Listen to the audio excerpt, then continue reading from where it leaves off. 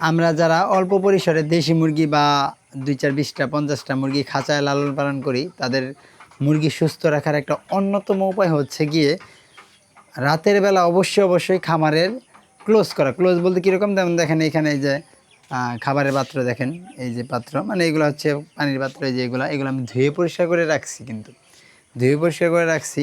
এই যে খাবারগুলো, এই যে পাত্রগুলো আর কি তুলে, যে পানির পাত্রগুলো আমি ধুয়ে রাখবো, তো প্রত্যেকটা জিনিস ধুয়ে তুলে রাখতেছি। তো এখানে একটা বিষয় কি, যেমন আমি যেহেতু নিয়মিত প্রতিদিন আমি আমার খামারে আসতেছি, তখন দেখেন এই যে খাবার পাত্রটা, এটা খাবার নাই, এটাই নাই, তো আমি আসলে কিন্তু বুঝতে পারি যে আসলে এই খাবারটা কেন খায় নাই। এই মানে একটা মুরগি খাবার খায় নাই, একটা খাইছে, কম খাচ্ছে, বেশি খাচ্ছে। তো এখানে আসলে অনেক কিছু বোঝার বিষয় আছে। রাতের সময় দিলে যেমন সারাদিন শেষে তখন বোঝা যায় যে কোন মুরগিটা সুস্থ, খাবার খায় নাই। তো এই একটা বিষয় থেকে কিন্তু অনেক লাভবান হওয়া সম্ভব।